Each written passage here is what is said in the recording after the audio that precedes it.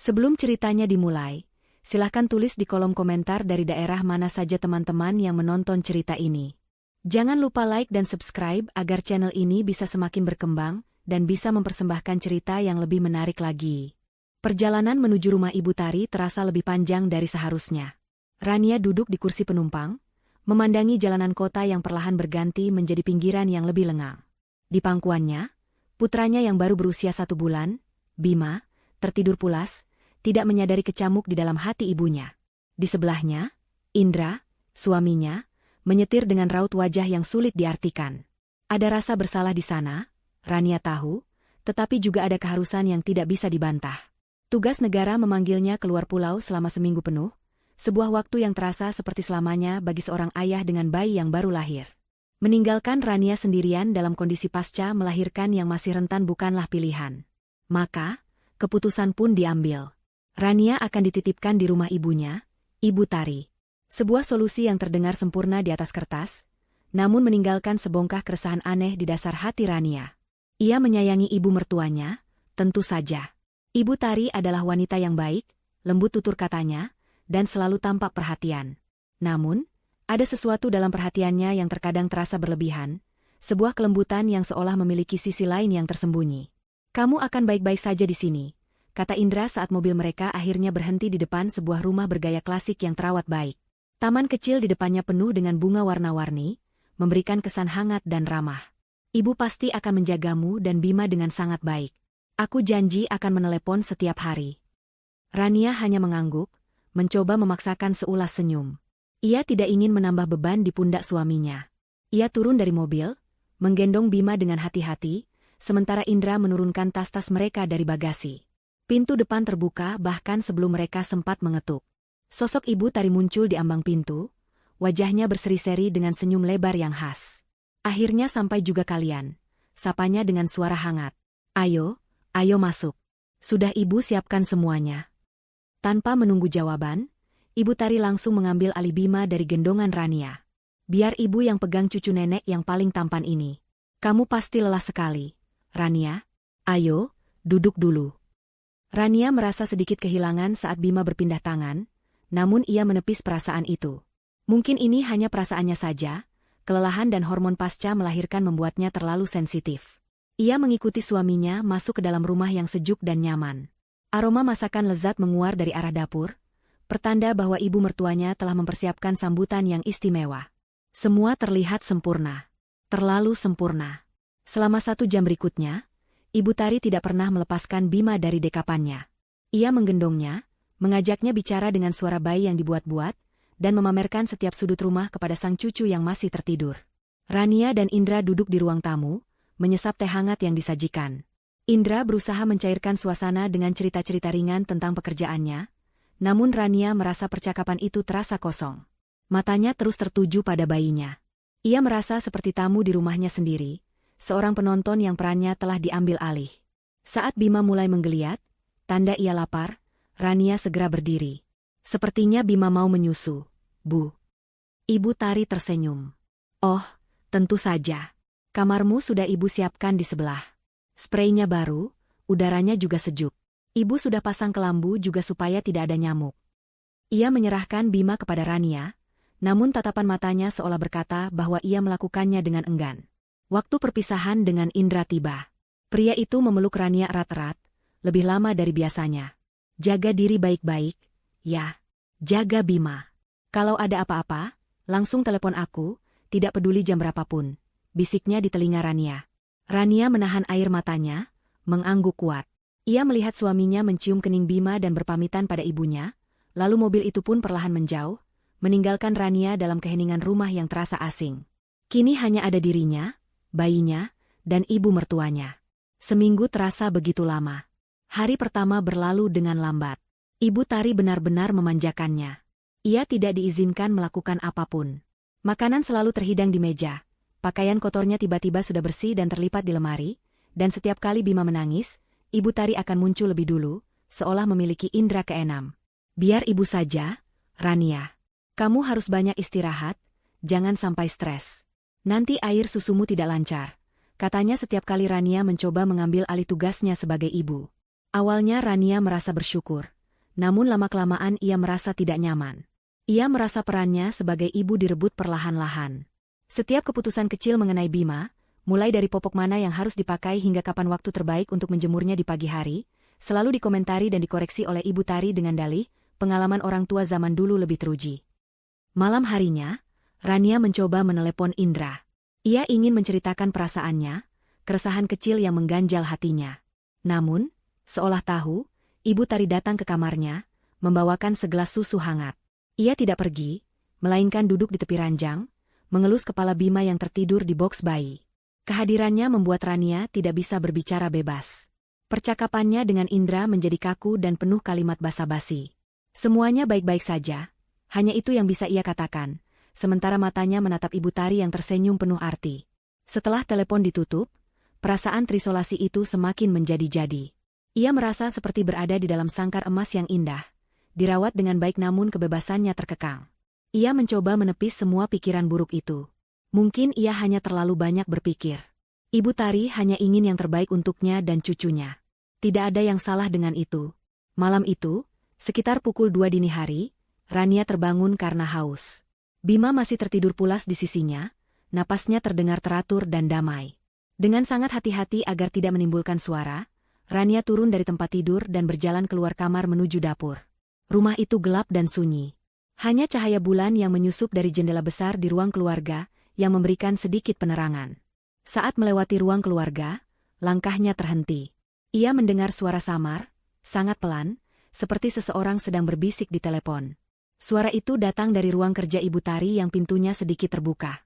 Didorong oleh rasa penasaran yang tidak bisa ia tahan, Rania mendekat, menempelkan telinganya ke celah pintu. Itu memang suara Ibu Tari, nada bicaranya rendah dan mendesak. Sama sekali berbeda dari suaranya yang biasanya lembut dan keibuan. Jantung Rania mulai berdebar kencang. Ia menahan napas, mencoba menangkap setiap kata yang diucapkan. Semuanya aman terkendali, bisik Ibu Tari. Barangnya berkualitas sangat baik. Sehat, tidak ada cacat sama sekali. Ada jeda sejenak. Rania memejamkan mata, otaknya berusaha keras mencerna apa yang ia dengar. Barang? Kualitas baik? Apa yang sedang dibicarakan ibu mertuanya di tengah malam buta seperti ini? Kemudian, suara itu terdengar lagi, kali ini lebih jelas dan dingin. Tenang saja, semuanya sesuai rencana. Dia tidak akan curiga. Dia terlalu polos dan lelah untuk menyadari apapun. Kita hanya perlu menunggu waktu yang tepat. Jantung Rania serasa berhenti berdetak. Seluruh tubuhnya mendadak dingin. Dia? Apakah yang dimaksud adalah dirinya? Rencana apa? Dengan gemetar, Rania mundur perlahan, menjauhi pintu itu. Ia tidak lagi merasa haus. Yang ia rasakan hanyalah ketakutan yang pekat dan menusuk. Ia bergegas kembali ke kamar, mengunci pintunya dari dalam, dan langsung menuju boks bayinya. Ia mengangkat Bima, memeluk tubuh mungil itu erat-erat seolah takut seseorang akan merebutnya. Malam itu, Rania tidak bisa tidur lagi. Ia duduk di kegelapan, memeluk putranya, dan matanya terus menatap waspada ke arah pintu. Senyum hangat dan wajah keibuan Ibu Tari kini, terasa seperti sebuah topeng mengerikan yang menyembunyikan sesuatu yang gelap dan tak terbayangkan. Keesokan paginya, matahari terbit dengan cahaya yang cerah. Namun bagi Rania, dunia terasa suram dan penuh ancaman. Ia tidak tidur sekejap pun. Setiap derit lantai di luar kamarnya membuatnya terlonjak. Setiap bayangan yang lewat di bawah pintunya membuatnya menahan napas. Percakapan telepon Ibu Tari semalam terus terngiang di kepalanya seperti kaset rusak. Barangnya berkualitas sangat baik. Dia terlalu polos dan lelah. Kata-kata itu menusuk-nusuk benaknya, melahirkan 1000 pertanyaan mengerikan yang tidak berani ia jawab. Ia memandangi wajah Bima yang damai, dan sumpahnya untuk melindungi anaknya itu terasa semakin kuat. Ia harus mencari tahu apa yang sebenarnya terjadi, namun ia tidak tahu harus mulai dari mana. Ia merasa sendirian dan terjebak. Saat ia akhirnya memberanikan diri untuk keluar kamar, ia menemukan Ibu Tari sudah sibuk di dapur, menyenandungkan lagu keroncong lama seolah tidak ada apapun yang terjadi. Wajahnya tampak segar dan ceria, sama sekali tidak menunjukkan tanda-tanda seseorang yang begadang untuk melakukan percakapan telepon misterius. "Selamat pagi, Rania. Tidurmu nyenyak?" sapa Ibu Tari dengan senyumnya yang biasa. Rania hanya bisa bergumam pelan sebagai jawaban. Ia merasa mual melihat kepura-puraan itu. "Ayo, sarapan dulu. Ibu sudah buatkan bubur sumsum kesukaanmu. Dan ini," Ibu Tari meletakkan sebuah cangkir keramik yang mengepulkan uap di depan Rania. Teh herbal khusus resep keluarga. Sangat bagus untuk ibu yang baru melahirkan. Bisa memulihkan tenaga dan melancarkan air susu. Rania menatap cangkir itu dengan curiga. Aromanya harum, campuran jahe, kunyit, dan rempah-rempah lain yang tidak ia kenali. Dalam kondisi normal, ia akan meminumnya dengan senang hati. Namun setelah kejadian semalam, setiap tindakan Ibu Tari terasa seperti bagian dari sebuah rencana jahat. "Terima kasih, Bu," ucapnya dengan suara serak. Ia duduk di meja makan, mencoba bersikap senormal mungkin. Ia harus berhati-hati.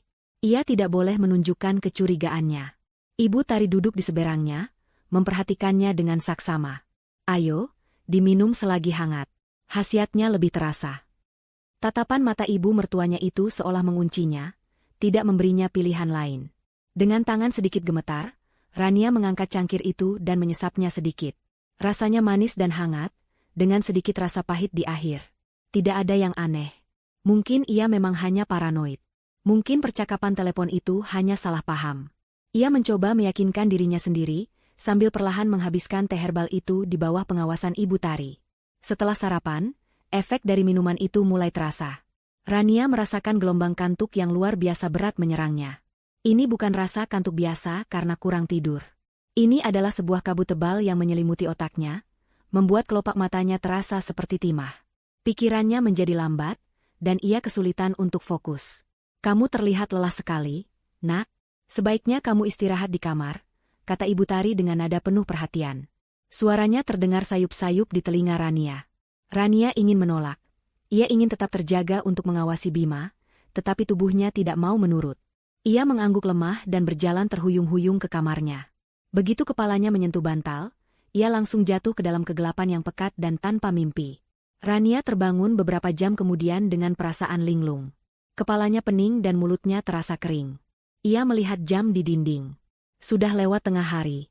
Ia telah tertidur selama hampir 4 jam. 4 jam. Sontak, kepanikan menjalari dirinya. Bima. Di mana anaknya? Ia melompat dari tempat tidur dan berlari keluar kamar. Ia menemukan Ibu Tari sedang duduk santai di teras belakang, mengayun-ayun Bima yang tertidur pulas di dalam gendongannya. "Nah, sudah bangun Tuan Putri," sapa Ibu Tari, tersenyum melihat Rania yang terengah-engah. "Tidurmu pulas sekali. Kasihan kalau ibu bangunkan." Bima tadi sempat rewel karena lapar, jadi sudah ibu berikan susu formula sedikit. "Tidak apa-apa, kan? Sesekali, supaya kamu bisa istirahat total." Hati Rania mencelos. Ibu mertuanya telah memberikan susu formula pada bayinya tanpa seizinnya. Ia merasa gagal, marah, dan tidak berdaya. Namun, melihat wajah Ibu Tari yang begitu tulus dan perhatian, ia tidak bisa mengucapkan sepatah kata pun. Ia hanya mengambil Bima dari gendongan Ibu Tari, memeluknya erat, dan kembali ke kamar dengan 1000 perasaan berkecamuk. Kejadian serupa terulang keesokan harinya. Pagi-pagi, secangkir teh herbal sudah menantinya di meja makan. Kali ini Rania mencoba menolak dengan halus. "Sepertinya saya tidak usah minum tehnya dulu, Bu. Saya masih merasa sedikit pusing dari yang kemarin." Raut wajah Ibu Tari langsung berubah. Senyumnya memudar, digantikan oleh ekspresi kecewa yang dibuat-buat. "Loh, kenapa? Padahal ini bagus sekali untuk kesehatanmu. Ibu membuatnya khusus untukmu, loh. Apa kamu tidak menghargai usaha ibu?" Kata-katanya lembut, namun penuh dengan tuduhan terselubung yang membuat Rania merasa bersalah. Sekali lagi, Rania tidak punya pilihan. Ia meminum teh itu, dan sekali lagi, ia jatuh tertidur sangat pulas selama berjam-jam, menyerahkan pengasuhan putranya sepenuhnya ke tangan Ibu Tari. Pola ini terus berlanjut. Rania merasa kesadarannya semakin tumpul. Hari-harinya terasa kabur, terbagi antara periode terjaga yang singkat dan tidur panjang yang dipaksakan. Ia merasa seperti boneka, kehilangan kendali atas tubuh dan waktunya sendiri. Kecurigaannya semakin kuat, namun ia tidak memiliki bukti apapun selain potongan percakapan telepon yang samar. Pada hari keempat, sebuah kecelakaan kecil mengubah segalanya. Pagi itu, seperti biasa, Rania disodori secangkir teh herbal. Ia membawanya menuju kamar, berencana untuk membuangnya ke toilet saat ibu mertuanya tidak melihat. Namun, efek obat yang mungkin masih tersisa di tubuhnya membuat koordinasinya sedikit terganggu. Kakinya tersandung ujung karpet di lorong, dan cangkir itu terlepas dari tangannya. Sebagian besar isinya yang masih panas tumpah ke lantai kayu yang sudah tua. Astaga, seru Rania, kaget. Ia segera berjongkok, mengambil beberapa lembar tisu dari saku daster untuk membersihkan tumpahan itu sebelum Ibu Tari melihatnya. Saat ia menggosok permukaan lantai, ia merasakan sesuatu yang aneh. Cairan teh itu terasa sedikit lengket, dan warnanya yang coklat pekat meninggalkan noda yang sulit hilang. Ia menggosok lebih keras. Dan saat itulah ia melihatnya. Lapisan pernis yang mengilap di lantai kayu itu tampak sedikit melunak dan terkelupas di area yang terkena tumpahan, memperlihatkan warna kayu yang lebih pucat di bawahnya. Rania membeku. Ia mendekatkan hidungnya ke lantai. Tercium aroma rempah yang kuat, namun di baliknya, ada bau lain yang sangat samar. Bau seperti bahan kimia, bau yang asing dan tidak seharusnya ada di dalam secangkir teh herbal. Jantungnya berdebar begitu kencang hingga terasa sakit. Ini bukan sekadar jamu atau resep keluarga. Ada sesuatu di dalam minuman ini. Sesuatu yang dirancang untuk membuatnya lemah, membuatnya tidur, membuatnya tidak berdaya. Ia menatap noda di lantai itu, lalu menatap sisa teh di cangkir yang pecah. Ini bukan minuman penambah tenaga. Ini adalah racun yang bekerja perlahan. Dan ibu mertuanya telah memberikannya minuman ini setiap hari. Ketakutan yang selama ini hanya berupa bisikan di benaknya kini berubah menjadi teriakan yang memekakan telinga. Ia dalam bahaya besar, dan yang lebih penting, bayinya juga berada dalam bahaya. Ketakutan adalah zat kimia yang aneh. Zat itu mempertajam indera Rania, hingga ke tingkat yang tidak pernah ia bayangkan sebelumnya. Sejak penemuannya di lorong, setiap sudut di rumah Ibu Tari terasa berbeda. Warna-warni bunga di taman depan yang tadinya terlihat ceria, kini tampak mencolok dan palsu. Aroma masakan lezat yang menguar dari dapur tidak lagi terasa menggugah selera, melainkan seperti umpan yang disiapkan oleh seorang pemburu untuk mangsanya. Dan yang paling menakutkan adalah suara Ibu Tari. Setiap tawa, setiap senandung, setiap kata-kata lembutnya terdengar seperti kebohongan yang disamarkan dengan baik. Rania kini tahu bahwa ia sedang berhadapan dengan bahaya, tetapi bahaya itu terbungkus dalam selimut kepedulian yang tebal, membuatnya sulit untuk dilawan secara terang-terangan. Ia harus cerdik. Ia harus bertahan hidup, demi Bima. Pagi itu, saat secangkir teh herbal kembali tersaji di hadapannya, Rania sudah memiliki rencana. Ia tersenyum semanis mungkin kepada ibu mertuanya. Terima kasih banyak, Bu. Ibu baik sekali. Ia mengangkat cangkir itu, berpura-pura menyesapnya, lalu meletakkannya kembali. Saya minum di kamar saja ya, Bu, sambil menemani Bima. Ibu Tari mengamatinya sejenak, tatapan matanya tajam, seolah mencoba menembus pertahanan yang baru Rania bangun. Rania menahan napas, berharap aktingnya cukup meyakinkan. Akhirnya, Ibu Tari mengangguk pelan. Tentu saja, Nak, lakukan apa yang membuatmu nyaman. Rania segera membawa cangkir itu ke kamar. Jantungnya berdebar kencang. Begitu pintu kamar tertutup di belakangnya, ia langsung menuju kamar mandi. Dengan tangan gemetar, ia menuangkan seluruh isi cangkir itu ke dalam lubang toilet, lalu menyiramnya 2 kali untuk memastikan tidak ada sisa. Aroma rempah yang tajam sempat memenuhi udara sebelum akhirnya lenyap di telan air. Ia membilas cangkir itu hingga bersih, lalu meletakkannya di meja samping tempat tidur, seolah-olah ia telah meminum habis isinya. Ini adalah kebohongan kecil pertamanya, sebuah tindakan pemberontakan yang sunyi. Rasanya menakutkan sekaligus melegakan. Untuk pertama kalinya dalam beberapa hari, pikirannya terasa jernih. Kabut tebal yang biasa menyelimutinya setelah meminum teh itu tidak ada. Ia merasa waspada, terjaga, dan siap menghadapi apapun. Sepanjang hari, Rania menjaga jarak. Ia lebih banyak menghabiskan waktu di dalam kamar dengan alasan ingin beristirahat atau sedang menyusui Bima. Saat ia harus keluar, ia memastikan Bima selalu berada dalam dekapannya. Ia menolak semua makanan dan minuman yang disodorkan secara khusus oleh Ibu Tari, dengan alasan ia masih kenyang atau sudah minum air putih. Ia melihat kilatan kekecewaan, atau mungkin kejengkelan, di mata ibu mertuanya, namun Ibu Tari tidak berkomentar apa-apa. Ia hanya terus tersenyum, senyuman yang kini membuat bulu kuduk Rania berdiri. Tanpa efek obat penenang dari teh herbal itu, Rania menyadari betapa terisolasinya dirinya. Ponselnya adalah satu-satunya jendelanya ke dunia luar, namun ia tidak berani menggunakannya dengan bebas. Ia takut Ibu Tari menguping pembicaraannya. Ia ingin sekali menelepon Indra dan menceritakan semuanya, tetapi apa yang akan ia katakan? Bahwa ia curiga pada ibu kandungnya sendiri, karena sebuah percakapan telepon yang samar dan noda di lantai? Indra mungkin akan menganggapnya stres pasca melahirkan, atau lebih buruk lagi, menganggapnya menuduh ibunya tanpa dasar. Ia butuh bukti yang lebih kuat. Sore harinya, dinding kamar terasa semakin menghimpitnya. Ia butuh udara segar. Ia harus keluar dari rumah ini, meskipun hanya untuk beberapa menit. Dengan menggendong Bima yang baru saja bangun, ia berjalan ke ruang tamu tempat Ibu Tari sedang menonton televisi. "Bu, saya ajak Bima jalan-jalan sebentar di teras." "Ya, sepertinya udaranya bagus." Ibu Tari menoleh, senyumnya terkembang. "Oh, ide bagus. Tapi jangan lama-lama, angin sore tidak baik untuk bayi." Rania mengangguk dan segera melangkah keluar. Udara sore yang hangat menerpa wajahnya. Ia berjalan pelan di halaman kecil, menghirup udara dalam-dalam, mencoba menenangkan sarafnya yang tegang. Saat itulah ia melihatnya. Tetangga di rumah sebelah, seorang wanita parubaya yang Rania tidak tahu namanya, sedang menyapu daun-daun kering di halamannya. Wanita itu beberapa kali melirik ke arahnya dengan ekspresi yang sulit diartikan. Ada campuran rasa kasihan dan cemas di sana. Rania teringat wanita itu adalah orang yang sama yang ia lihat di hari pertama kedatangannya. Didorong oleh sebuah impuls, Rania berjalan mendekati pagar pembatas yang rendah. Wanita itu melihat Rania mendekat, dan matanya bergerak cepat ke arah pintu rumah Ibu Tari, seolah memastikan mereka tidak diawasi. Ia berhenti menyapu dan balas berjalan mendekati pagar. "Anaknya laki-laki, ya? Sehat sekali kelihatannya," kata wanita itu, suaranya pelan, lebih pelan dari yang seharusnya untuk percakapan biasa antar tetangga. "Iya, Bu. Namanya Bima," jawab Rania.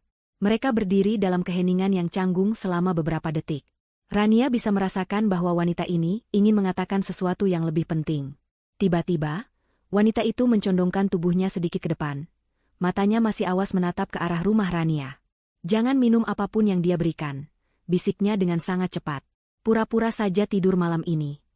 Jantung Rania serasa melompat ke tenggorokannya. Jadi bukan hanya perasaannya. Orang lain juga tahu. Wanita ini tahu sesuatu. Sebelum Rania sempat membuka mulut untuk bertanya, pintu depan rumahnya terbuka. Ibu Tari berdiri di sana, menatap mereka berdua dengan tatapan tajam. "Rania, sudah sore. Masuk, Nak. Kasihan Bima nanti masuk angin." Suaranya terdengar ramah seperti biasa, tetapi matanya mengirimkan peringatan yang jelas. Tetangga itu langsung mundur satu langkah, kembali menyibukkan diri dengan sapunya seolah percakapan singkat mereka tidak pernah terjadi. Rania tidak punya pilihan selain menurut. "Baik, Bu." Ia berbalik dan berjalan kembali ke dalam rumah, merasakan tatapan tajam Ibu Tari di punggungnya. Malam itu, Rania melakukan persis seperti yang disarankan oleh tetangga misterius itu. Setelah membuang teh herbalnya, ia masuk ke kamar lebih awal dan mematikan lampu. Ia tidak tidur. Ia duduk di kegelapan, memeluk Bima, dan seluruh indranya waspada. Bisikan wanita di balik pagar tadi telah memvalidasi semua ketakutannya. Ia tidak gila. Ada sesuatu yang sangat salah di rumah ini. Keyakinan itu memberinya kekuatan. Ia mengunci pintu kamarnya, sebuah tindakan kecil yang memberinya ilusi keamanan. Ia menunggu. Jam-jam berlalu dalam kesunyian yang mencekam. Ia bisa mendengar suara televisi dari ruang keluarga, lalu suara air saat Ibu Tari bersiap untuk tidur, dan akhirnya, keheningan total. Rumah itu benar-benar gelap dan sunyi. Mungkin sekitar tengah malam, saat Rania hampir menyerah pada rasa lelahnya, ia mendengarnya. Suara derit lantai kayu yang sangat pelan dari luar kamarnya. Seseorang sedang berjalan berjinjit di lorong. Rania menahan napas, tubuhnya kaku. Sebuah bayangan tipis menyelinap di bawah celah pintunya, lalu berhenti. Hening.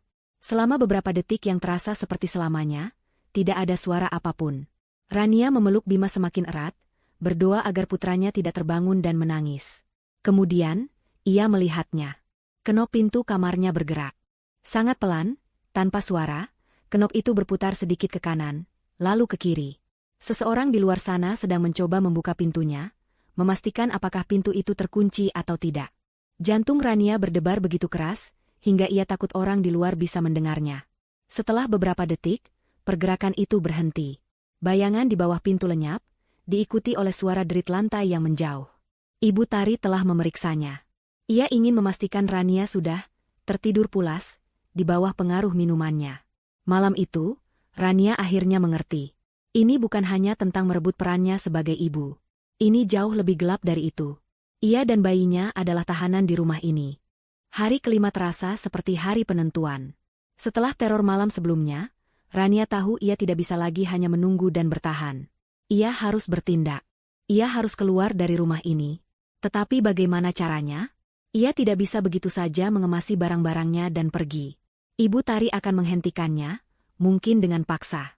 Ia akan menciptakan drama, menuduhnya sebagai menantu yang tidak tahu berterima kasih, atau bahkan ibu yang tidak stabil secara mental. Rania harus mencari cara untuk pergi tanpa menimbulkan kecurigaan. Ia harus terlihat normal.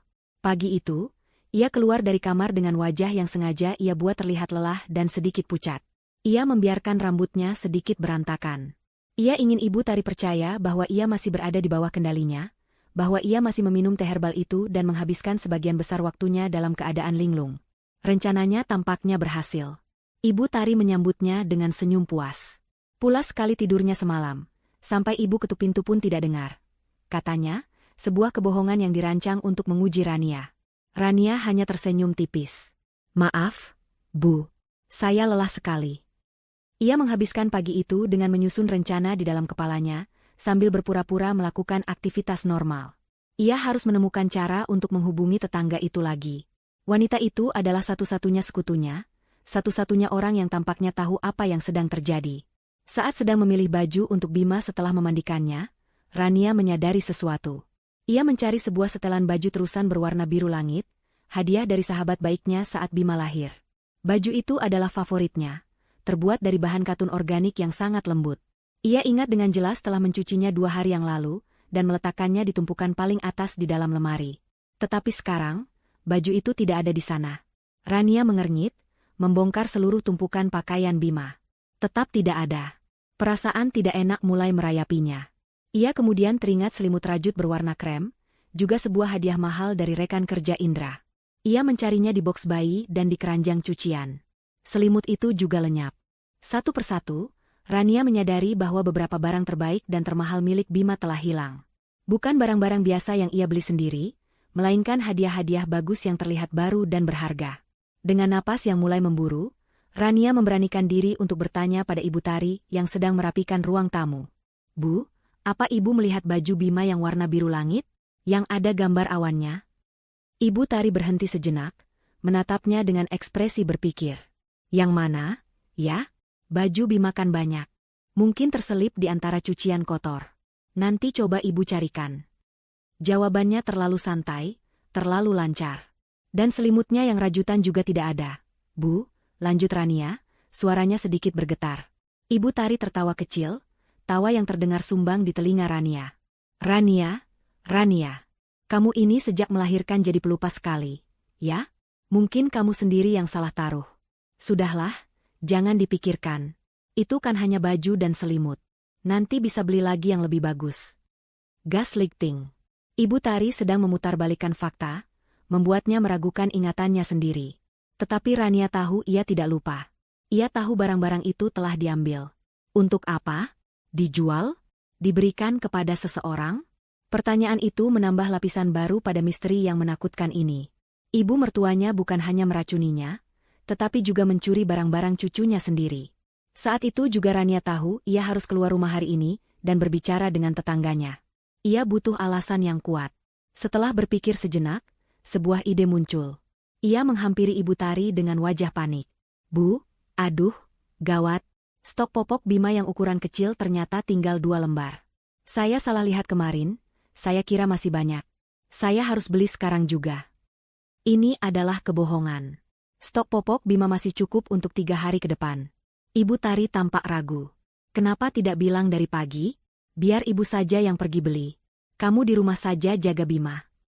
Jangan, Bu, cegah Rania cepat. Saya sekalian ingin cari angin sebentar. Suntuk di kamar terus. Warung di ujung jalan itu kan dekat sekali, tidak sampai 5 menit. Bima biar saya bawa saja, sekalian dijemur sedikit. Rania berusaha keras agar suaranya terdengar meyakinkan, seperti rengekan menantu yang bosan. Ibu Tari mengamatinya sejenak, lalu akhirnya menghela napas dan mengangguk. Ya sudah, kalau begitu. Tapi pakai jaket untuk Bima, dan jangan lama-lama. Siap, Bu, jawab Rania dengan nada riang yang dipaksakan. Dengan Bima di dalam gendongan, Rania berjalan cepat keluar dari gerbang rumah. Jantungnya berdebar kencang. Ia tidak berbelok ke arah warung, melainkan langsung menuju rumah di sebelahnya. Beruntung, wanita itu, Ibu Santi, sedang berada di teras, menyirami tanaman. Melihat Rania datang, Wajah Ibu Santi langsung menunjukkan keterkejutan dan kewaspadaan. Ia memberi isyarat agar Rania tidak terlalu dekat ke pagarnya, mungkin takut terlihat dari jendela rumah Ibu Tari. Rania mengerti dan berhenti di depan gerbang rumah Ibu Santi. "Maaf mengganggu, Bu," kata Rania dengan suara pelan. Ibu Santi meletakkan selang airnya dan berjalan mendekat, matanya terus melirik ke rumah sebelah. "Ada apa? Kamu tidak seharusnya keluar. Ini berbahaya." "Saya tahu, Bu. Tapi saya harus bicara. Semalam, ibu mertua saya mencoba membuka pintu kamar saya," bisik Rania. Wajah Ibu Santi memucat.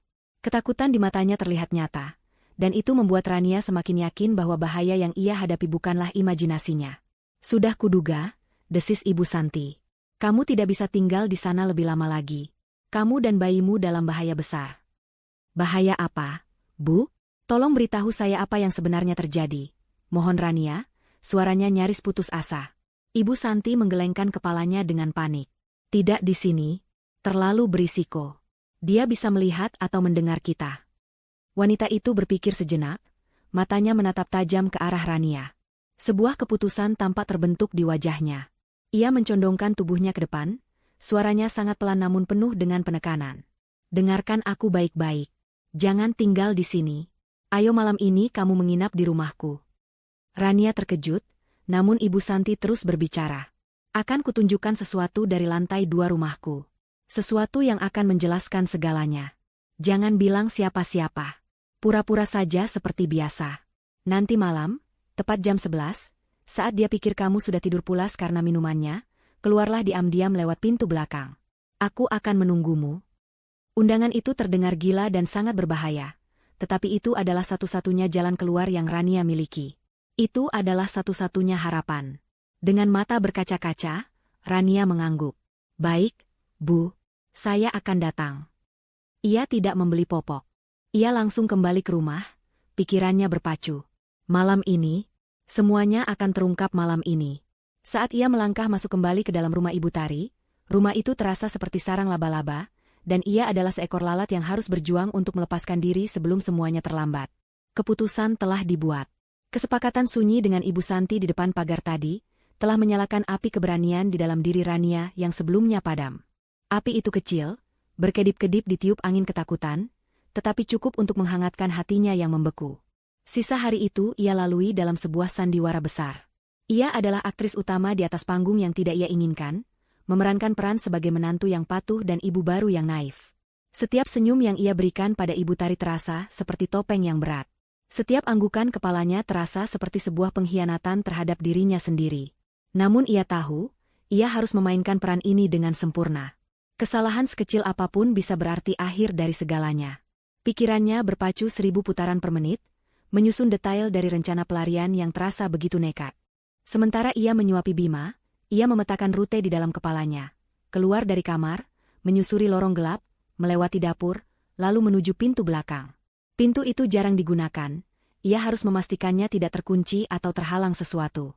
Saat ia membantu Ibu Tari melipat pakaian, matanya secara diam-diam memindai setiap sudut rumah, mencari celah, mencari kemungkinan rintangan. Tugas pertama dan yang paling mendesak adalah mengemasi tas darurat. Ia harus melakukannya tanpa suara dan tanpa terlihat. Kesempatan itu datang saat Ibu Tari sedang mandi sore. Dengan jantung berdebar kencang, Rania bergegas ke kamarnya. Ia membuka lemari dan menarik sebuah tas ransel kecil milik Indra yang tertinggal. Dengan gerakan cepat dan efisien, ia memasukkan barang-barang paling penting. 4 lembar popok, 1 pak tisu basah, sebotol kecil minyak telon. Ia melipat 2 set pakaian ganti untuk Bima.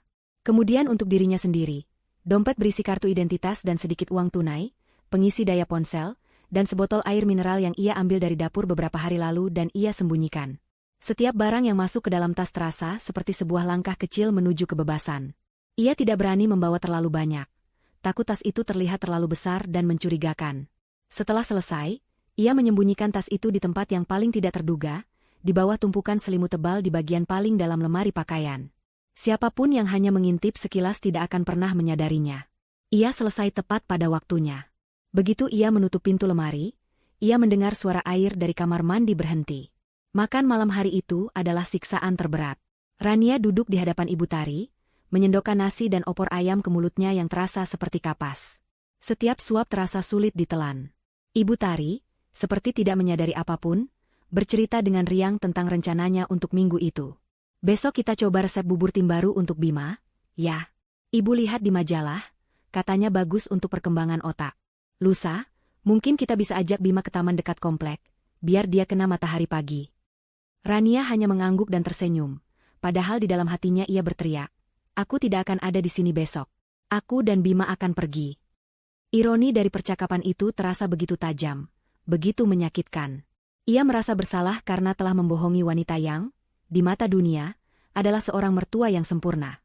Namun kemudian ia teringat pada kenop pintu yang bergerak di tengah malam, pada noda kimia di lantai, dan pada barang-barang bayinya yang hilang. Rasa bersalah itu pun menguap, digantikan oleh ketetapan hati yang dingin. Saat malam tiba dan secangkir teh herbal disajikan untuk terakhir kalinya, Rania merasa detak jantungnya menggema di seluruh ruangan. Inilah momen penentuan.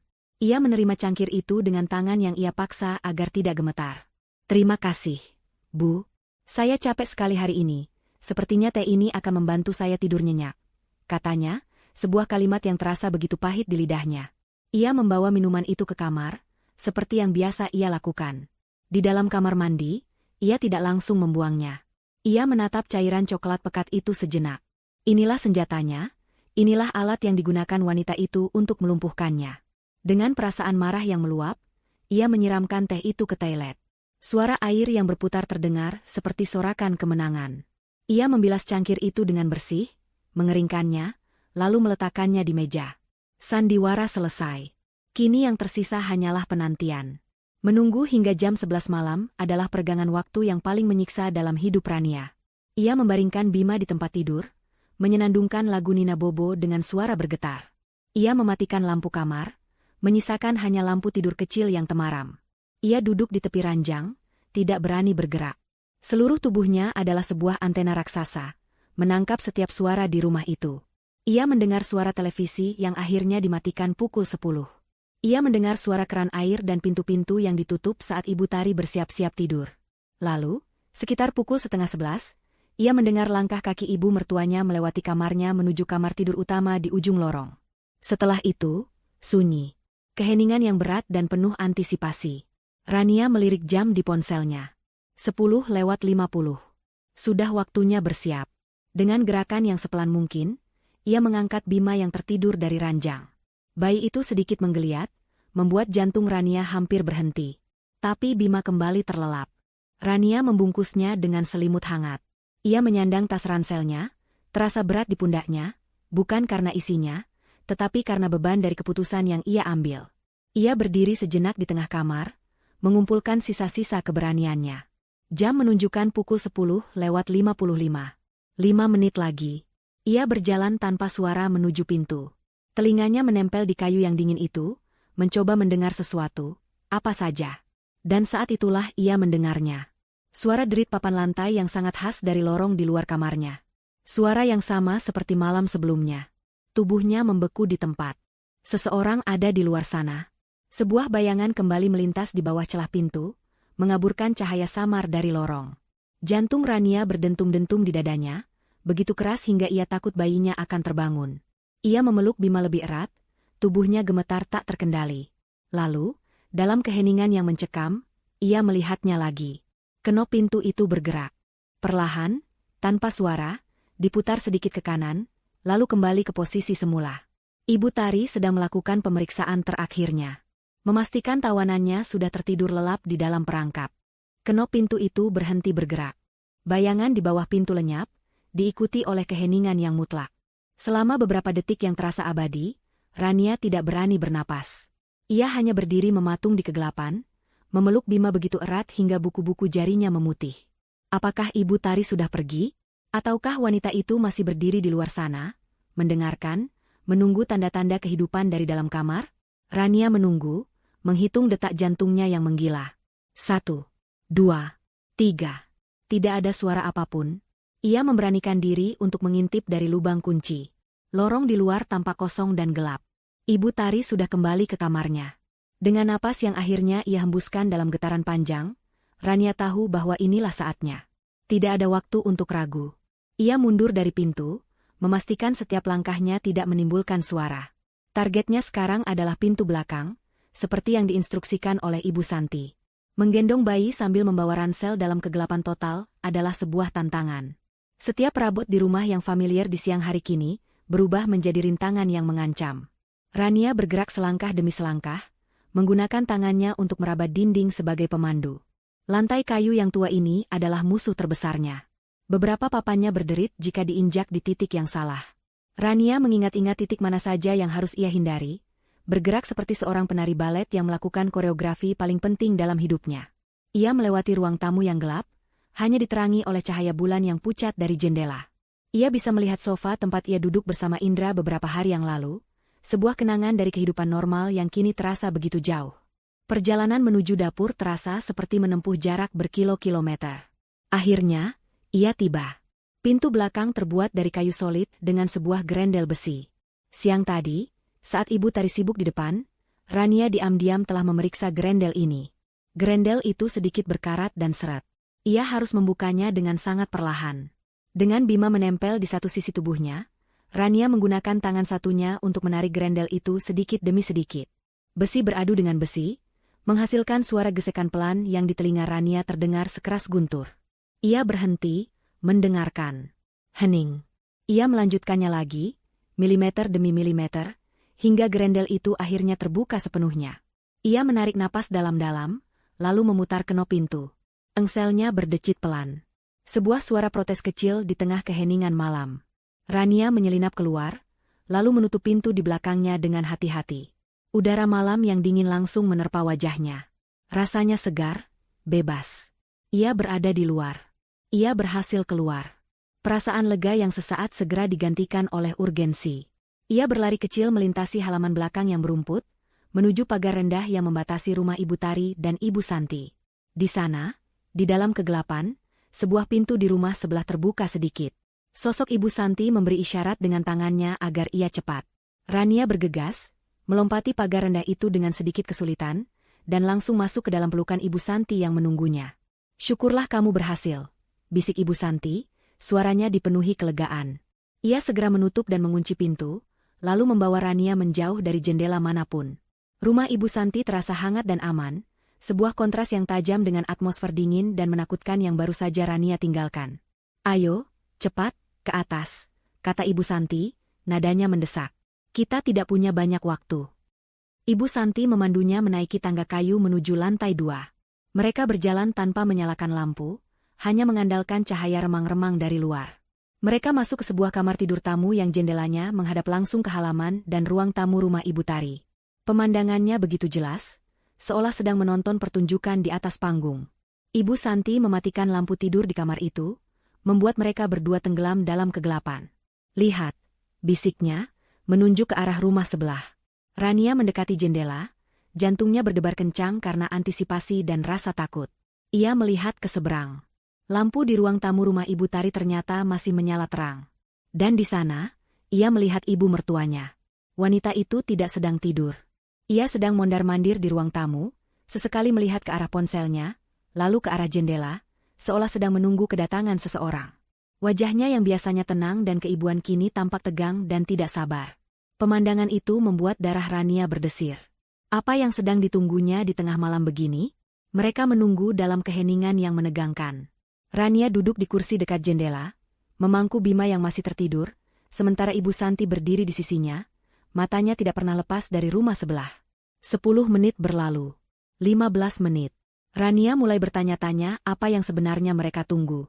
Mungkin ini semua hanya kesalahpahaman. Mungkin Ibu Tari hanya tidak bisa tidur. Tepat ketika keraguan itu mulai merayapinya, sesuatu terjadi. Sebuah mobil van berwarna gelap meluncur masuk ke jalan di depan rumah, dan berhenti tepat di depan gerbang rumah Ibu Tari. Yang paling aneh, mobil itu tidak menyalakan lampu depannya sama sekali. Mobil itu bergerak dalam keheningan dan kegelapan, seperti seekor predator yang mengendap-endap. Perut Rania terasa melilit. Ini tidak normal. Ini sama sekali tidak normal. 2 orang pria berbadan tegap keluar dari kursi depan. Mereka bergerak dengan cepat dan efisien, membuka pintu samping van itu. Dari dalam van, mereka mengeluarkan sesuatu. Awalnya, Rania tidak bisa melihatnya dengan jelas. Benda itu terbungkus selimut kusam. Tapi saat kedua pria itu membawanya melewati gerbang dan berjalan di bawah cahaya lampu teras, Rania melihatnya. Jantungnya serasa diremas hingga berhenti berdetak. Benda itu adalah sebuah box bayi portabel. Tubuh Rania lemas seketika. Seluruh kekuatan menguap dari tungkainya. Ia harus berpegangan pada kusen jendela agar tidak jatuh ke lantai. Napasnya tercekat di tenggorokan. Di seberang sana, ia melihat Ibu Tari membuka pintu depan dengan senyum lebar, menyambut kedatangan kedua pria itu dan muatan berharga yang mereka bawa. Waktu seolah membeku. Dunia Rania menyempit menjadi satu bingkai jendela yang menakutkan. Di seberang sana, di dalam ruang tamu yang diterangi cahaya lampu, sebuah adegan dari mimpi terburuknya sedang berlangsung. Ibu Tari, wanita yang selama ini ia panggil Ibu, menyambut kedua pria itu dengan senyum yang sama seperti saat ia menyambut kedatangan Rania dan Bima 5 hari yang lalu. Senyum itu tidak lagi terlihat hangat.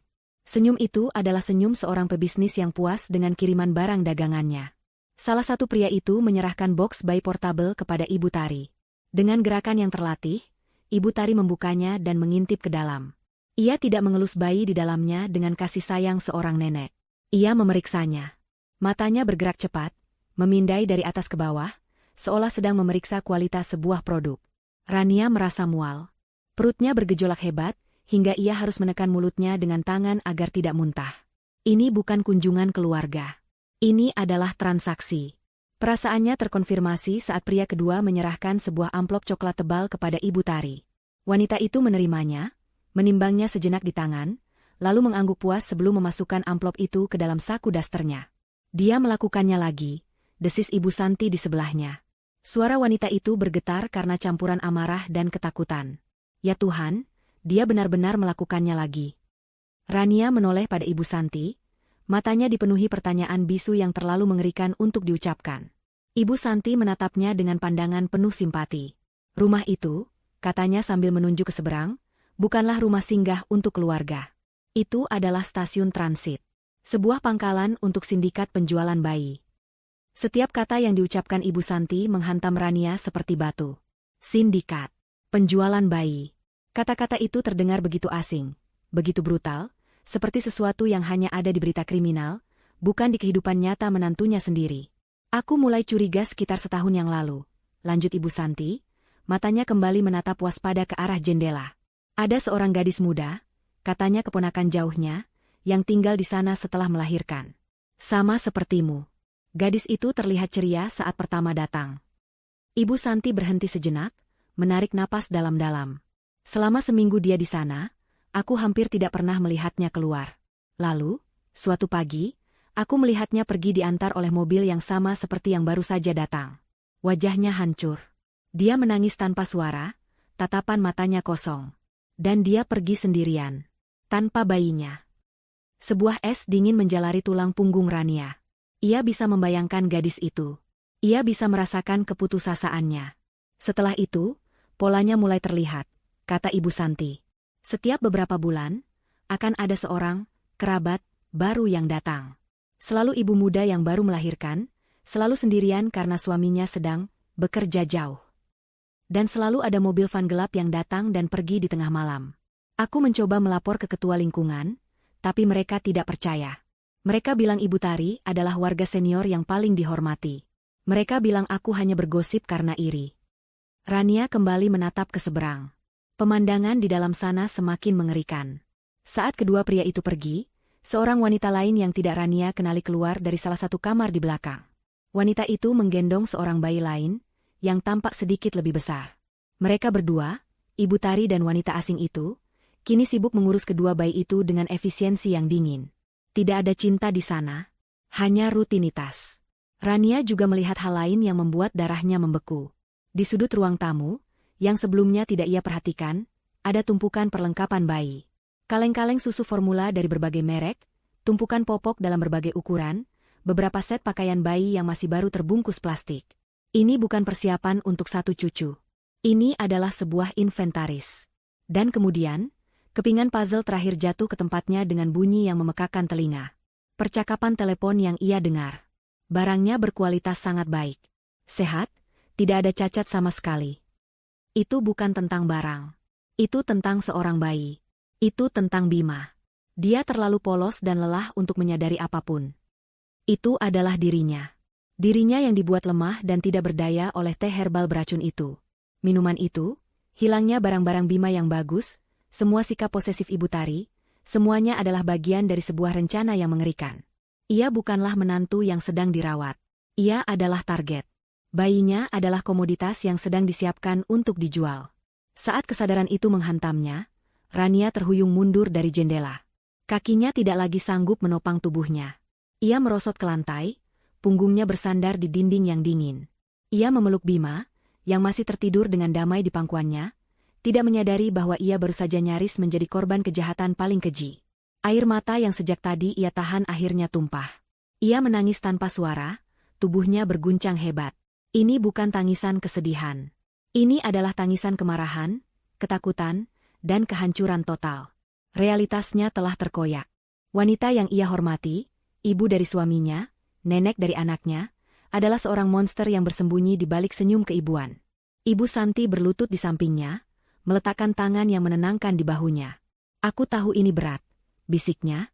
"Aku tahu ini terasa tidak nyata. Tapi kamu harus kuat. Demi anakmu." Rania mengangkat wajahnya yang basah oleh air mata.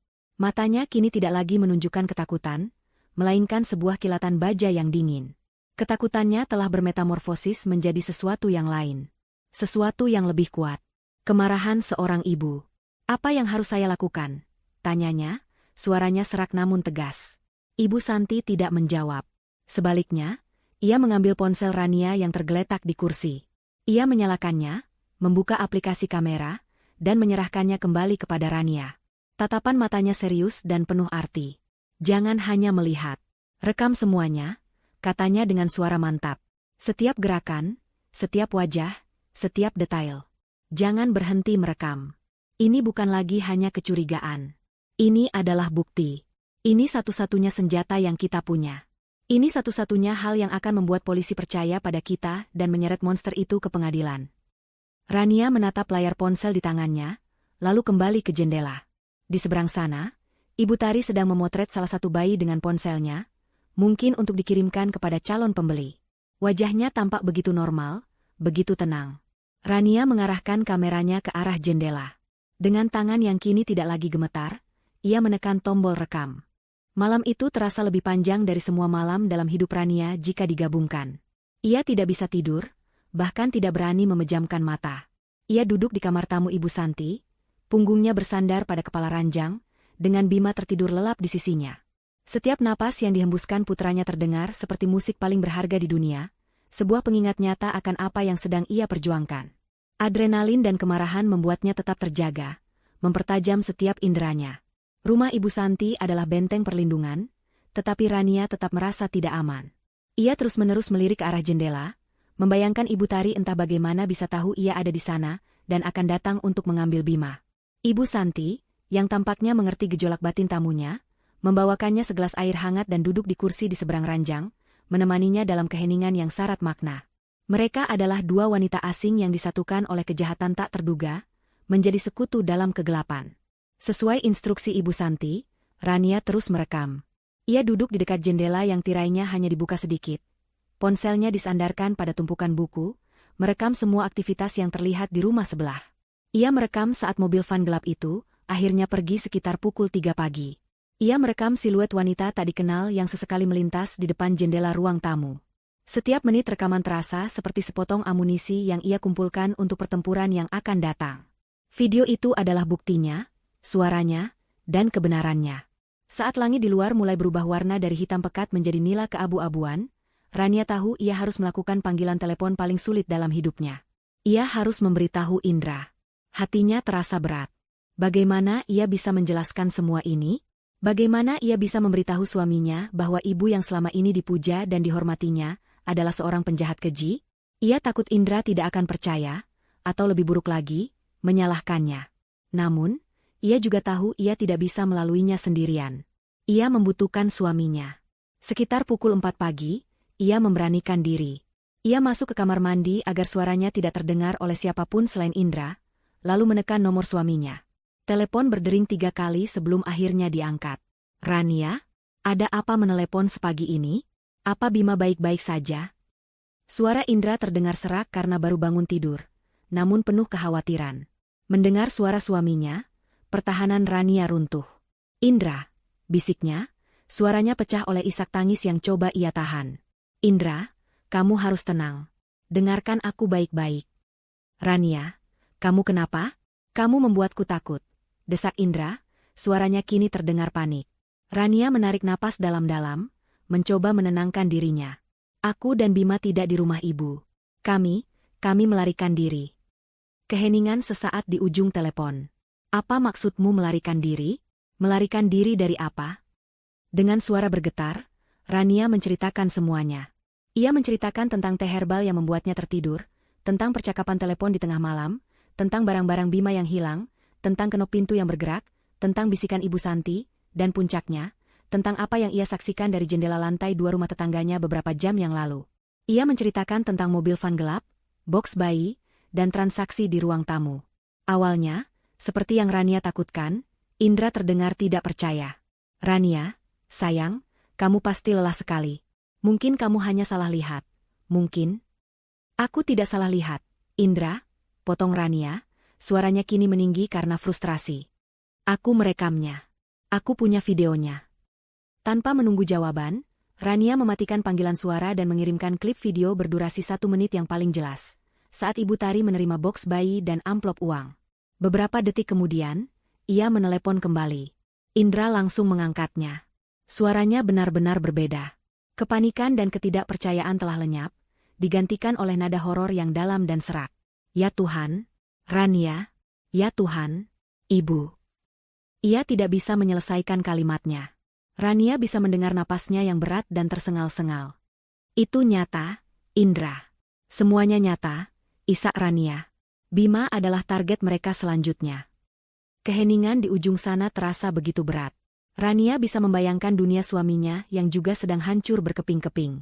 Kemudian, suara Indra kembali terdengar, kali ini tegas, dingin, dan penuh dengan amarah yang tertahan.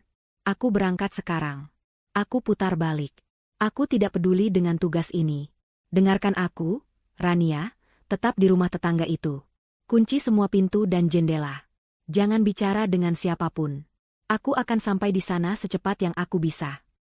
Panggilan itu berakhir, meninggalkan Rania dengan perasaan lega yang bercampur dengan ketakutan. Setidaknya, Indra percaya padanya. Ia tidak sendirian lagi. Saat fajar akhirnya menyingsing, mewarnai langit dengan goresan oranye dan merah muda, secercah harapan mulai tumbuh di hati Rania. Indra sedang dalam perjalanan. Mereka punya bukti. Mereka bisa mengakhiri ini. Ia dan Ibu Santi duduk di dapur, minum teh hangat, teh sungguhan kali ini, dan menyusun langkah selanjutnya. Kita harus menelepon polisi sekarang, kata Ibu Santi. Sebelum mereka memindahkan bayi-bayi itu. Rania setuju. Ia baru saja akan mengambil ponselnya untuk menekan nomor darurat, ketika sebuah gerakan di luar jendela menarik perhatiannya.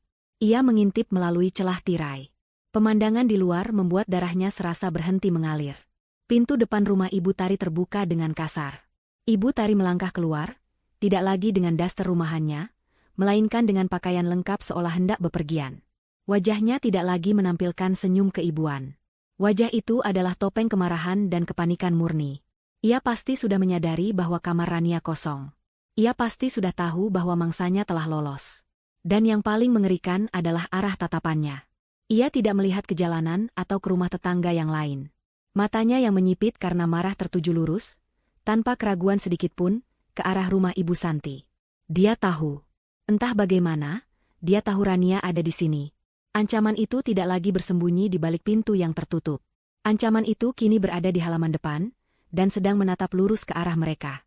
Dunia Rania yang tadinya terasa luas dan penuh kemungkinan kini, menyusut menjadi sebuah ruangan kecil yang sesak oleh ketakutan. Di luar sana, di seberang halaman yang basah oleh embun pagi, berdiri sumber dari semua terornya. Ibu Tari tidak bergerak. Ia hanya berdiri di teras rumahnya, menatap lurus ke arah rumah Ibu Santi dengan intensitas yang membakar. Wajahnya yang familiar telah berubah menjadi topeng kebencian yang mengerikan. Setiap detik yang berlalu dalam keheningan itu terasa seperti sayatan pisau di saraf Rania. Ia tahu. Entah bagaimana, ia tahu mereka ada di sini. Mungkin ia melihat jejak kaki di rumput. Atau mungkin ia hanya memiliki insting seekor predator yang tahu mangsanya bersembunyi di dekatnya. Bima, yang merasakan ketegangan ibunya, mulai menggeliat dan mengeluarkan rengekan pelan. Suara itu, sekecil apapun, terdengar seperti alarm bahaya di telinga Rania. Ia segera mencoba menenangkannya, menepuk-nepuk punggungnya dengan lembut, hatinya berdoa agar tangisannya tidak pecah. Dia tahu, bisik Ibu Santi, wajahnya pucat pasi. Kita harus menelepon polisi. Sekarang. Tanpa membuang waktu, Ibu Santi menyambar telepon rumahnya dan menekan nomor darurat. Rania, sambil terus menenangkan Bima, mengawasi setiap gerakan Ibu Tari dari celah tirai. Wanita itu mulai melangkah. Pelan, satu langkah demi satu langkah, ia turun dari terasnya dan mulai berjalan melintasi halaman rumputnya, lurus menuju pagar pembatas. Menuju mereka. Halo, polisi? Suara Ibu Santi terdengar di telepon, nadanya mendesak dan penuh kepanikan. Saya ingin melaporkan situasi darurat. Ada sindikat penjualan bayi yang beroperasi di Jalan Merpati nomor 12. Saya dan seorang korban ada di nomor 14, dan pelakunya tahu kami ada di sini. Dia sedang menuju ke rumah kami sekarang. Rania bisa mendengar suara operator di ujung sana yang mencoba menenangkan Ibu Santi dan meminta detail. Di luar, Ibu Tari sudah sampai di pagar. Ia tidak mencoba melompatinya. Ia hanya berdiri di sana, matanya yang dingin menatap lurus ke jendela tempat Rania bersembunyi, seolah bisa melihat menembus dinding dan tirai. Ia mengangkat tangannya dan menunjuk lurus ke arah jendela. Sebuah gerakan yang terasa seperti kutukan. Lalu, ia mulai berteriak. Rania, keluar kamu, anak tidak tahu diri. Kembalikan cucuku. Suaranya serak dan penuh amarah, sama sekali berbeda dari nada lembut yang biasa ia gunakan. Kamu pikir kamu bisa lari? Kamu milik keluarga ini. Anakmu itu darah daging kami. Keluar sekarang atau aku akan mendobrak pintunya. Ancaman itu membuat darah Rania membeku. Ia mundur dari jendela, menarik Ibu Santi bersamanya. Mereka berjongkok di lantai, jauh dari pandangan, dengan Bima yang kini mulai menangis karena merasakan kepanikan ibunya. Mereka sedang dalam perjalanan, bisik Ibu Santi, meletakkan teleponnya. Mereka bilang untuk tidak membuka pintu dan menjauh dari jendela.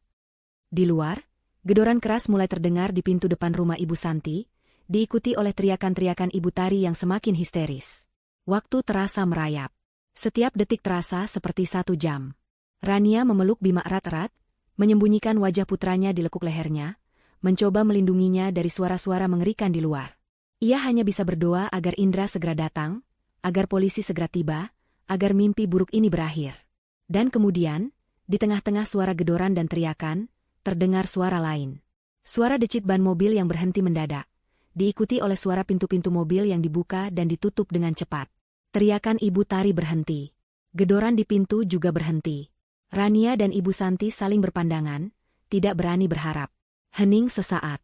Lalu, keheningan itu pecah oleh sebuah suara tegas dan keras dari megafon. Ini polisi. Rumah nomor 12 sudah dikepung. Semua penghuni di dalam diminta untuk keluar dengan tangan di atas kepala. Rania merangkak kembali ke jendela, mengintip dengan hati-hati. Pemandangan di luar membuatnya menahan napas. Jalanan kecil di depan rumah mereka kini dipenuhi oleh mobil polisi. Beberapa petugas berseragam lengkap dan bersenjata mengambil posisi di belakang mobil, sementara tim lain bergerak taktis, menyebar dan mengepung rumah Ibu Tari dari segala arah. Mereka bergerak dengan cepat, sunyi, dan efisien. Ibu Tari, yang tertangkap basah di halaman rumah Ibu Santi, tampak membeku karena terkejut.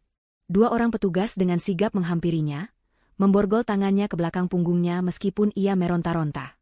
Saat Ibu Tari diamankan, tim lainnya fokus pada rumah nomor 12. Kami beri waktu 10 detik untuk keluar sebelum kami masuk dengan paksa. Teriak suara dari megafon. Tidak ada jawaban. Setelah hitungan mundur yang menegangkan, tim pendobrak maju. Dengan satu hantaman keras, pintu depan rumah Ibu Tari hancur terbuka. Petugas-petugas langsung menyerbu masuk. Dari jendela, Rania hanya bisa mendengar suara teriakan, benda-benda yang pecah, dan perintah-perintah yang diteriakkan dengan tegas. Jantungnya berdebar kencang, menyaksikan pertempuran terakhir untuk kebebasannya dari kejauhan. Beberapa menit kemudian, satu persatu, orang-orang mulai digiring keluar. Wanita asing yang ia lihat semalam, wajahnya pucat karena ketakutan. 2 orang pria, kemungkinan adalah kaki tangan lain di dalam sindikat itu. Mereka semua keluar dengan tangan diborgol, wajah mereka menunjukkan kekalahan. Tim medis bergegas masuk ke dalam, dan tak lama kemudian, mereka keluar sambil menggendong 3 bayi mungil yang terbungkus selimut hangat, termasuk bayi yang dibawa dengan box semalam. Bayi-bayi itu selamat. Terakhir, Ibu Tari digiring menuju salah satu mobil polisi. Saat itulah, di tengah kekacauan, momen itu terjadi. Ibu Tari, yang sejak tadi menunduk, mengangkat kepalanya. Matanya yang penuh kebencian memindai area itu, seolah mencari sesuatu. Dan kemudian, matanya terkunci pada jendela kamar tamu lantai 2 rumah Ibu Santi. Lurus pada Rania. Tidak ada lagi kepura-puraan. Tidak ada lagi topeng keibuan. Yang Rania lihat di mata itu adalah kebencian yang murni dan tak terhingga. Wanita itu berhenti meronta. Ia berdiri tegak, dan dengan sisa-sisa kekuatannya, ia berteriak. Suaranya bukan lagi teriakan panik, melainkan sebuah kutukan yang dilontarkan dengan segenap jiwa. Rania. Nama itu bergema di udara pagi yang tenang. Semua ini karenamu. Dasar anak sialan. Tidak tahu berterima kasih. Aku tidak akan pernah melupakan ini. Tidak akan pernah. Petugas polisi harus menyeretnya dengan paksa ke dalam mobil.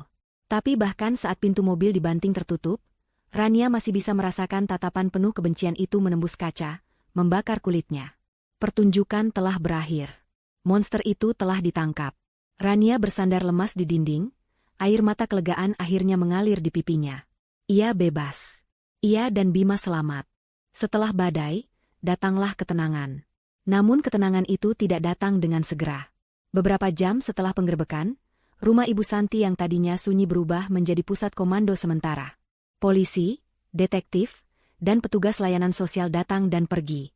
Rania, dengan Ibu Santi di sisinya sebagai saksi, menceritakan kembali kisahnya secara detail kepada seorang detektif wanita yang simpatik. Ia menyerahkan ponselnya, yang berisi rekaman video yang menjadi bukti kunci. Setiap kata yang keluar dari mulutnya, terasa seperti melepaskan beban berat dari pundaknya.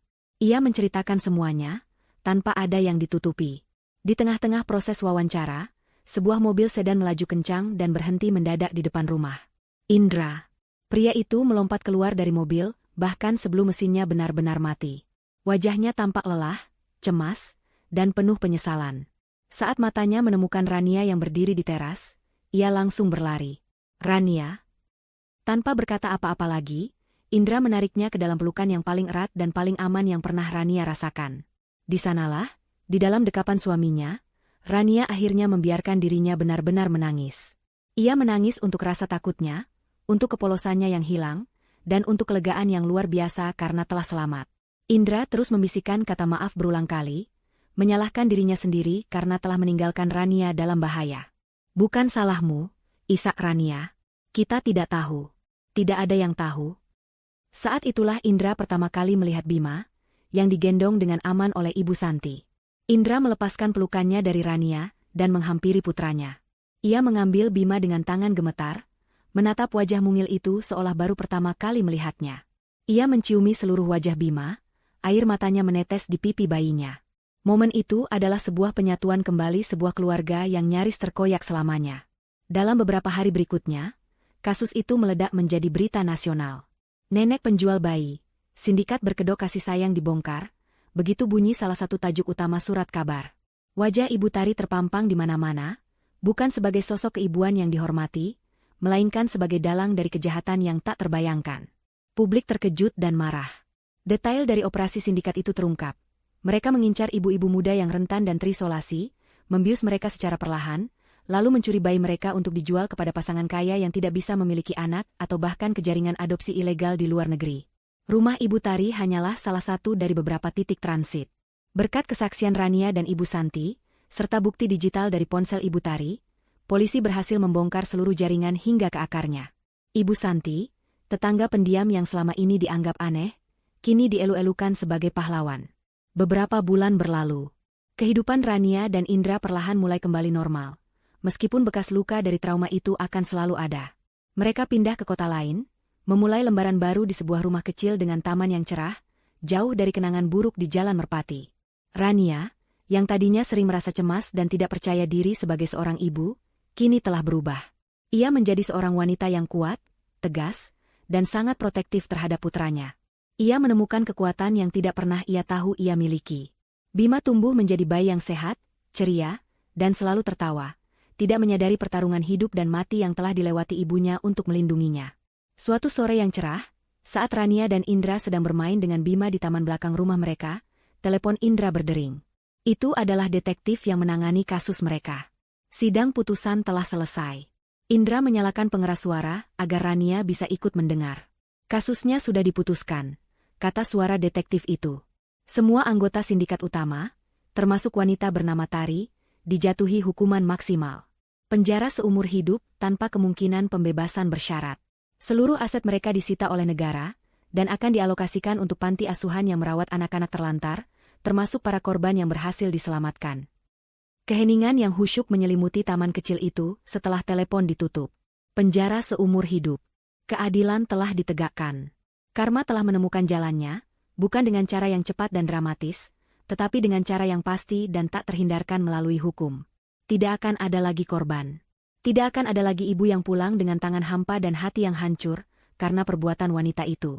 Rania menatap Indra, dan suaminya balas menatapnya dengan pandangan penuh cinta dan kekaguman. Rania lalu menunduk menatap Bima yang sedang tertawa riang sambil mencoba meraih sehelai daun. Ia mengangkat putranya tinggi-tinggi ke udara, membiarkan cahaya matahari sore menerpa wajah mungilnya.